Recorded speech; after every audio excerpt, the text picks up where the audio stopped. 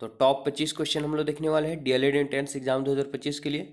Science का वे question जो आपको एग्जाम में पूछे जाने की संभावना है और बिल्कुल ऐसे ही क्वेश्चन पूछे जाते हैं। काफ़ी कम समय बचा हुआ है, ऐसे में इंपॉर्टेंट क्वेश्चन ही आप लोग बीच में हम लेकर के आए हैं। तो चलिए फटाफट से क्लियर करते हैं। आप लोग को आंसर पता है तो कमेंट करेंगे, नहीं तो याद करते चलना है। सवाल है कि पुरुष जिन संगठन होते हैं, यानी पुरुषों में जिन संगठन जो होते हैं वो क्या होता है। तो सिंपल सी बात है कि पुरुष में जो गुणसूत्र होते हैं वो एक्स वाई होता है, जिन उसी को बोला जाता है, यानी गुणसूत्र में ही जिन पाए जाते हैं। ठीक है, तो पुरुष जिन संगठन जो होते हैं एक्स और वाई, स्त्री में क्या होते हैं एक्स एक्स होता है। ऑप्शन बी यहाँ पे राइट आंसर। अगला सवाल है प्रकाश संश्लेषण होता है। तो सबसे पहले आपको समझना हो कि प्रकाश संश्लेषण प्रक्रिया केवल पेड़ पौधों में ही होती है। ठीक है, क्योंकि वह स्वपोषी होते हैं। तो प्रकाश संश्लेषण आखिर किस समय होता है, तो जब भी होता है ये सूर्य के प्रकाश के, और सूर्य हमेशा कब रहता है तो दिन में, यानी केवल यह जो प्रक्रिया होती है वो केवल दिन में ही होती है। Option D right answer. अगला प्रकाश विकिरण की प्रकृति होती है। प्रकाश विकिरण जो है, विकिरण है ना, यानी किरणों के समूह को विकिरण कहा जाता है। तो प्रकाश विकिरण की प्रकृति होती है, कैसी होती है, तरंग के समान होती है, कण के समान। तरंग एवं कण समान होते हैं, तरंग एवं कण किसी के समान नहीं होते हैं। तो प्रकाश विकिरण की जो प्रकृति होती है वो तरंग और कण के समान ही होते हैं। Option C right answer. अगला सवाल है कि सूर्य के प्रकाश को धरती की सतह पर पहुंचने में लगभग लगने वाला समय लगभग कितना होता है। यह सवाल है कि सूर्य का प्रकाश पृथ्वी पर पहुंचने में लगभग कितना समय लगता है। ठीक है, राइट आंसर की बात कर याद रखेंगे 8 मिनट 16 सेकेंड परफेक्ट आंसर है, यानी 8 मिनट 20 सेकेंड इसका आंसर दिया रहता है। ठीक है, यानी 8 मिनट लगभग में यहाँ पे है, तो 8 मिनट कुछ सेकेंड समथिंग होता है, तो सेकेंड को आप मान सकते हैं समथिंग में लगभग। ठीक है, तो 8 मिनट 20 सेकेंड का आसपास समय लगता है, 8 मिनट। चलिए आगे बढ़ते हैं, अगला सवाल देखेंगे क्या दिया हुआ है। क्या है कि ध्वनि का वायु वेग अनुपातन है, यानी ध्यान से समझना होगा कि ध्वनि का जो वेग है वो वायु में कितना होगा, ध्वनि का वेग अनुपात क्या होगा, यानी ध्वनि का वेग यानी चाल जो है किसमें, वायु में कितना होगा।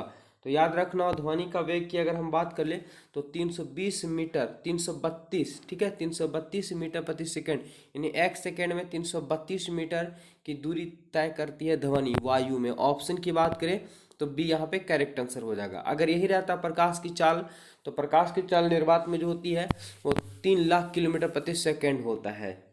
आगे बढ़ते हैं, अगला सवाल। CV Raman, sir CV Raman को भौतिक का नोबेल पुरस्कार प्राप्त हुआ था। क्वेश्चन पूछा गया, वेरी वेरी इंपॉर्टेंट है।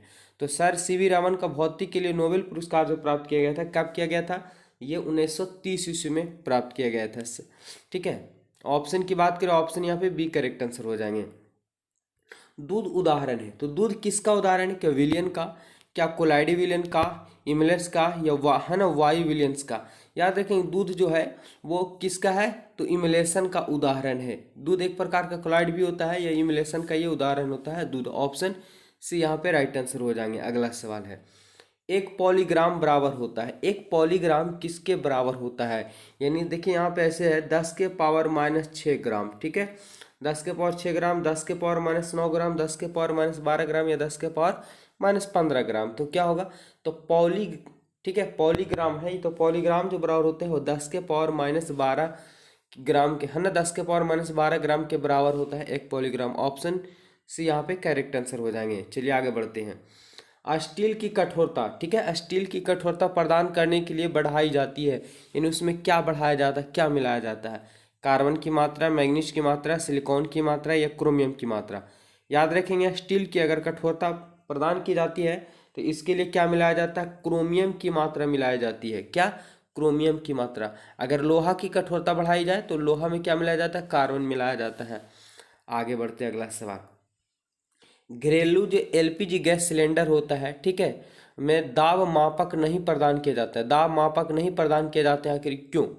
वेरी वेरी इंपॉर्टेंट क्वेश्चन है कि घरेलू एलपीजी सिलेंडर में दाब मापक को प्रदान नहीं किए जाते हैं, क्योंकि क्यों नहीं किया जाता है, वे बहुत महंगे होते हैं, पहला ऑप्शन। दूसरा है ये एलपीजी सिलेंडर में गैस की मात्रा को प्रदर्शित नहीं कर सकते हैं। अगला, इनका प्रयोग निरापद नहीं है, या एलपीजी द्वारा चोक ही हो जाते हैं। क्या होगा राइट आंसर, 10 नंबर सवाल का आंसर याद रखेंगे। ये है ALPG द्वारा चोक ही हो जाते हैं। यानी थोड़ा सा भी लीक हुआ अगर किसी भी कारण से तो बहुत बड़ा घातक हो सकता है, इसलिए इसका प्रयोग नहीं किया जाता है, नहीं दिया जाता है दाब मापक के लिए। अगला, क्रोमेटोग्राफी की तकनीक का प्रयोग होता है। क्या दवा है कि क्रोमेटोग्राफी तकनीक का प्रयोग होता है क्या? रंगीन पदार्थों की पहचान करने में, पदार्थ की संरचना निर्धारण में, रंगीन पदार्थ के प्रभाव आश्वासन में, या एक मिश्रण से पदार्थ को अलग करने में। तो देखिए यहाँ पे दिया क्रोमेटोग्राफी।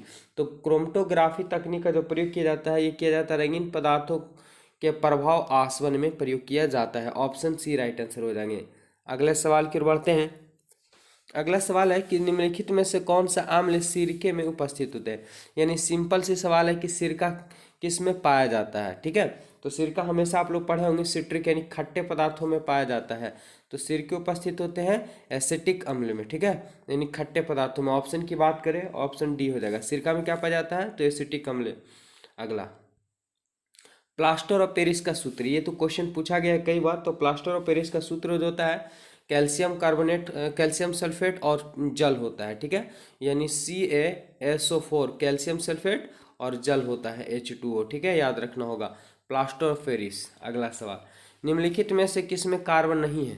तो देखेंगे हीरा कार्बन कहीं अप्रूफ होता है, ग्रेफाइट कार्बन कहीं अप्रूफ होता है, कोयला कार्बन कहीं अप्रूफ होता है, लेकिन पुइदिया इसमें से कार्बन नहीं होते हैं। तो इनमें से कोई नहीं। ऑप्शन की बात करें, ऑप्शन डी करेक्ट आंसर हो जाएगा। ध्यान से समझना होगा सवाल को। अगला सवाल है, निम्नलिखित में से किस खनिज द्वारा लोहा प्राप्त किया जाता है? यानी लोहा का खनिज जो प्राप्त किया जाता है किससे? तो अयस्क से प्राप्त किया जाता है। तो आपको याद रखना हो कि लोहा का अयस्क कौन होता है? चूने का पत्थर नहीं। चूने का पत्थर सीमेंट बनाया जाता है। पिंच ब्लेड नहीं, ये जस्त का। ठीक है, मोनोजाइट रेत, ये बालू, इससे नहीं होता है। हेमाटाइट, हेमाटाइट लोहा का ही अयस्क है। और अयस्क से ही किसके प्राप्त की जाती है? खनिज की प्राप्त की जाती है। ऑप्शन की बात करें, डी हो जाएगा करेक्ट आंसर। अगला, एक कार बैटरी में प्रयुक्त विद्युत अपघटन होता है। यानी कार बैटरी में प्रयुक्त विद्युत अपघटन होता है किसके माध्यम से होते हैं? तो बिल्कुल पढ़ेंगे कार बैटरी में क्या पाया जाता है। तो क्या पाया जाता है? तो सल्फ्यूरिक एसिड पाया जाता है, जिसे अम्लराज भी कहा जाता है, इसे तेजाब भी कहा जाता है। ठीक है, या आगे चलते हैं। अगला सवाल, बैटरी अम्ल भी से कहा जाता है। यदि किसी एनक, ठीक है, यदि किसी एनक के लेंसों की शक्ति +2 डायोप्टर हो तो इसकी फोकस दूरी क्या होगी? ध्यान समझेंगे, आपको इस टाइप का क्वेश्चन देखने को मिलेगा। बिल्कुल हम अब बताए थे कि 9th क्लास और 10th क्लास का फिजिक्स का न्यूमेरिकल जरूर हम आप लोगों के बीच में लाएंगे। अगर आप नहीं है तो कहीं जरूर देखें वीडियो, क्योंकि यहाँ से 2-3 क्वेश्चन आपको कंफर्म है कि मिलने वाले। शक्ति दिया हुआ क्या? 2 डायोप्टर दिया हुआ प्लस में। ठीक है, हमें इससे पूछा है कि फोकस दूरी क्या होगा। तो सबसे पहले आपको जानना होगा कि 2, और इसको जो हमें क्या करना होगा, तो चेंज करना होगा किस में? डायोप्टर को। तो मीटर में चेंज करना होगा। तो 2 डायोप्टर गुने यहाँ से क्या करेंगे हम? डायोप्टर है यानी डायोप्टर को क्या लिख सकते हैं? मीटर इन्वर्स होता है। मीटर इन्वर्स यानी कहने का मतलब 2 और बट्टा में मीटर हो जाएगा। और मीटर को अगर हम चेंज करेंगे तो 2 और मीटर में 1 मीटर कितना? तो 100 सेंटीमीटर होता है। तो 2/100 है। अगर हम बात करें कि पी बराबर क्या होता है, तो F/2 होता है। अगर हम बात करें कि F बराबर क्या होगा, ठीक है, F बराबर क्या होगा, तो 2P होगा। अब 2 का 2, अब P का मान हमारे पास क्या दिया हुआ है? 2/100 है। चलिए यहाँ पे देखेंगे फिर से, अगर हम बात कर लें, ध्यान से समझेंगे कि P अगर हम निकालते हैं तो P हमें दिया हुआ है +2D। अगर हम बात करें कि 2 का 2D मतलब होता है मीटर इन्वर्स को ही, यानी 1/मीटर है, उसी को डायोप्टर कहा जाता है। अब देखेंगे कि 2 का 2 हो गया, और ये 1 मीटर में कितना होता है? तो 100 सेंटीमीटर होता है। ठीक है, अगर हम बात करें कि P बराबर क्या होता है? 1/F होता है। अगर यहाँ से हम तीसरा तीसरी मल्टीप्लाई करते हैं तो F निकालेंगे तो 1/P हो जाएगा। अब एक एक P का मान हमारे पास 2/100 है सेंटीमीटर। 2 से 2 काटेंगे तो 50 दूना 100, 50 मिलन के डाल ऊपर चलेगा 50 सेंटीमीटर। ऑप्शन की बात करें, ऑप्शन सी करेक्ट आंसर हो जाएंगे। ठीक है, तो बिल्कुल इस टाइप के सवाल आप आसानी से बना सकते हैं। अगला सवाल है, क्या दिया हुआ कि 100 वाट का बिजली का बल्ब यदि 10 घंटे जले तो बिजली का खर्च होगा। तो सिंपल सी बात है, खर्च अगर होगा तो ध्यान देंगे कि 100 वाट का बल्ब है, 10 घंटे जल रहा, तो 10 गुना कर देंगे, कितना खर्च होगा? तो प्रति जो होते हैं वो 1000 यूनिट को है ना बराबर होता है, यानी 1000 से नीचे में भागा पड़ेगा। आगे 3 जीरो से 3 जीरो खत्म हो जाएगा, नहीं कितना होगा? तो 1 यूनिट की खर्च आएगा। ठीक है, 1 यूनिट का खर्च आएगा। तो राइट आंसर की बात करें ऑप्शन बी करेक्ट आंसर हो जाएंगे। इस टाइप का सवाल हम क्लियर कर चुके हैं कि भारी जल वह होता है, भारी जल आप लोग बार बार सुने होंगे, तो भारी जल कौन सा ऐसा जल होता है जो भारी जल होता है? तो याद रखेंगे भारी जल वही होता है जहाँ पे हाइड्रोजन का स्थान जो है उसका आइसोटोप ले लेता है, जिसमें हाइड्रोजन का स्थान आइसोटोप ले लेता है वही भारी जल कहलाता है। आगे चलते हैं अगले सवाल की ओर। अगला सवाल है कि हवा में जिस गैस की मात्रा सबसे अधिक होती है वह कौन सा है? सिंपल सी बात है कि वायुमंडल में हवा है, और हवा में सबसे ज़्यादा मात्रा में कौन है? तो नाइट्रोजन है 78%, तो इसकी मात्रा सबसे अधिक होगी। ऑक्सीजन की मात्रा जो है मात्र 21% है, 0.03% ये CO2 की मात्रा है। 21 नंबर सवाल दिया है कि सौर मंडल का सबसे बड़ा ग्रह कौन सा है? तो सौर मंडल का सबसे बड़ा की अगर बात करें तो ये बृहस्पति है, सौर मंडल का सबसे बड़ा ग्रह है। आगे चलते हैं। सेल्सियस स्केल पर मानव शरीर का सामान्य तापमान कितना होगा? तो देखिए सेल्सियस स्केल पर पूछा गया है, तो सेल्सियस स्केल पर होता है 37 डिग्री सेल्सियस। याद रखना होगा, हम लोग बोल देते हैं कि बुखार कितना है तो 98 डिग्री सेल्सियस, ये गलती बोल देते हैं हम लोग, ठीक है। 98 जो डिग्री होता है वो फ़ारेनहाइट में होता है। तो राइट आंसर की बात करें ऑप्शन सी यहाँ पे 37 डिग्री सेल्सियस होगा। अगर फ़ारेनहाइट में बात करें तो 98.6 लगभग समथिंग होता है फ़ारेनहाइट में। ऑप्शन सी यहाँ पे करेक्ट आंसर हो जाएंगे। अगला, परमाणु के नाभिक के अवयव है। तो आप लोग पढ़ोगे परमाणु के नाभिक में प्रोटॉन और न्यूट्रॉन पाए जाते हैं, और इलेक्ट्रॉन जो रहते हैं वो मुक्त अवस्था में पाया जाता है, जो नाभिक के चारों ओर चक्कर लगाते रहते हैं, और उसका भार जो नगण्य है यानी शून्य माना जाता है। तो परमाणु के नाभिक में जो पाए जाते हैं क्या? प्रोटॉन और न्यूट्रॉन पाए जाते हैं। ऑप्शन यहाँ पे सी करेक्ट आंसर हो जाएगा 23 का। चलिए आगे बढ़ते हैं, 2 सवाल और देख लेते हैं। टॉप 25 क्वेश्चन बोले थे हम चर्चा कर रहे हैं। मच्छर भगाने वाली दवाओं में सक्रिय रसायन है, यानी मच्छर भगाने वाली जो दवाएं होती है उसमें सबसे ज़्यादा मात्रा में क्या पाया जाता है? क्या पाया जाता है? याद रखेंगे उसमें, है ना, एलिथ्रीन पाया जाता है। एलिथ्रीन पाया जाता है मच्छर भगाने वाली दवाओं में, सक्रिय पाए जाते हैं। अगला सवाल है कि 20 वर्ष की आयु में मानव शरीर में हड्डियों की संख्या होती है लगभग कितनी? 20 वर्ष की आयु में, तो 20 वर्ष की आयु में मानव शरीर में हड्डियों की संख्या कितना? ये पढ़े होंगे आप लोग, 100 है, 2 है या 3, 200 या 300, इनमें से कोई नहीं। तो बिल्कुल मानव शरीर में अगर हड्डी की बात करें हम तो 206 हड्डियां होती है। बच्चा में 208 होता है, लेकिन फिर 2 हड्डी जुड़ जाती है आपस में, तो मानव शरीर में यानी 20 वर्ष की आयु में लगभग लगभग जो है 206 हड्डी होती है, यानी इनमें से कोई नहीं राइट आंसर की बात करें, ठीक है। कभी कभी सवाल देता है कि मानव के जीवन काल में कुल कितने दांत होते हैं? तो 52 दांत होते हैं।